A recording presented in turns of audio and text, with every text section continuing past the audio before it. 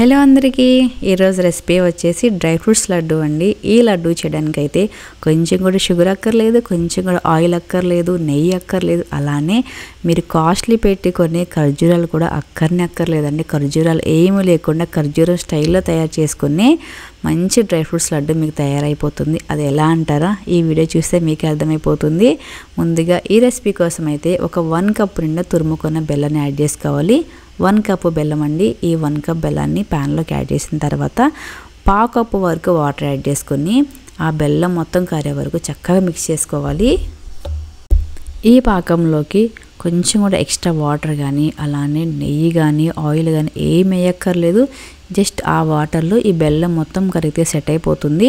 ఎలాంటి తీగ పాకం కానీ ఎలాంటి ముద్ర పాకం కానీ ఏం అక్కర్లేదండి. జస్ట్ వాటర్లో బెల్లం కరిగితే సరిపోతుంది. బెల్లం కరిగి కొంచెం తిక్కుగా అవ్వాలి. ఎలా అంటే మన చేత్తో ముట్టుకుంటే కొంచెం జిగురుతనం ఉంటే సరిపోతుంది. అంతేగాని ఎలాంటి పాకం పట్టుకునే పని ఏం అక్కర్లేదండి. చూసారు కదా ఎంత చక్కగా బెల్లం మొత్తం మిక్స్ అయిపోయిందో. ఈ విధంగా చక్కగా మిక్స్ అయిపోయిన ఈ బెల్లం వాటర్లోకి ఇందులోకి 1 కప్పున్నర వరకు కొబ్బరి పొడిని యాడ్ చేసుకోవాలి. ఈ కొబ్బరి పొడి కూడా ఎండు కొబ్బరి పొడి ఏం కాదండి, పచ్చి కొబ్బరిని మంచిగా తురిమేసుకున్న తర్వాత మనం దాన్ని డ్రై రోస్ట్ చేసుకుంటే ఈ విధంగా తయారైపోతుంది. ఈ పొడి మాత్రమే చాలా టేస్టీగా చాలా స్వీట్గా ఉంటుంది. ఎండుదైతే కాదండి, అలానే పచ్చి తురిమైతే అంతకన్నా కాదు. మనం డ్రై రోస్ట్ చేసుకున్న కొబ్బరి పొడిది. ఈ విధంగా చక్కగా పాకంలోకి యాడ్ చేసిన ఈ కొబ్బరి మొత్తము ఆ పాకాన్ని పీల్చేసుకుని తిక్కగా అయిపోతుంది. నెక్స్ట్ వచ్చేసి ఇందులోకి చిన్న ముక్కలా కట్ చేసి పెట్టుకున్న కొన్ని బాదం పప్పు ముక్కలు, కొన్ని జీడిపప్పు ముక్కలు, కొన్ని గుమ్మడికాయ గింజలు, 1 స్పూన్ వరకు గసగసాలు, అలానే ఇందులోకి మంచి టేస్ట్ కోసం అయితే కాస్తంత ఇలాచీ పొడి యాడ్ చేసుకుంటే కూడా చాలా బాగుంటుంది. ఇవి మొత్తం కలిసేలా ఒక్కోసారి చక్కగా మిక్స్ చేసుకోవాలి. ఈ విధంగా మిక్స్ చేసుకుంటేనే బెల్లం కొంచెం ముదిరి ఒకలాంటి పాకం వస్తుందంటే కొంచెం గట్టి పాకం లాగా, అంటే మన చేత్తో ముట్టుకుంటే జిగురుతనం ఉంటుంది. ఆ టైం వరకు మాత్రం చక్కగా మిక్స్ చేసుకోవాలి. ఎందుకంటే మనం ఈ పాకాన్ని ఎలాంటి పాకం పట్టలేదు కదా. ఈ నట్స్ ఆ కొబ్బరి మొత్తం వేసేసిన తర్వాత అవి మొత్తం మంచి మిక్స్ చేసే టైంలో ఆ బెల్లం కొంచెం దగ్గర పడి కొంచెం తిక్కుగా కొంచెం జిగురుతనం వస్తుంది. ఆ టైం వరకు మాత్రమే చక్కగా వేయించుకొని ఇది పక్కన పెట్టేసుకోవాలి. ఒకసారి పట్టుకుని చూడండి మీరు. ఈ విధంగా ఒక చిన్న ముక్కను పట్టుకుంటే కొంచెం జిగురుగా స్టిక్కీగా అవుతుంది. ఆ టైం వరకు మాత్రమే ఇది స్టవ్ మీద ఉంచుకోవాలి. కొంచెం జిగురుతనం వచ్చిన తర్వాత వెంటనే స్టవ్ ఆఫ్ చేసుకుని అది కొంచెం చల్లారిన తర్వాత లేకపోతే వేడిగా ఉన్న టైంలోనే మీకు కావాల్సిన సైజు లడ్డు చుట్టేసుకోవచ్చు.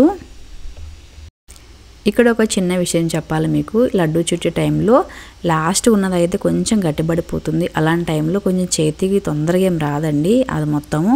అలాంటి టైంలో జస్ట్ 1 స్పూన్ వాటర్ యాడ్ చేసి ఒక్కసారి మీరు స్టవ్ మీద పెట్టారంటే అది మొత్తం చాలా తొందరగా లూజ్ అయిపోతుంది. ఆ టైంలో కూడా మీకు లడ్డూలు ఈజీగా వచ్చేస్తాయి.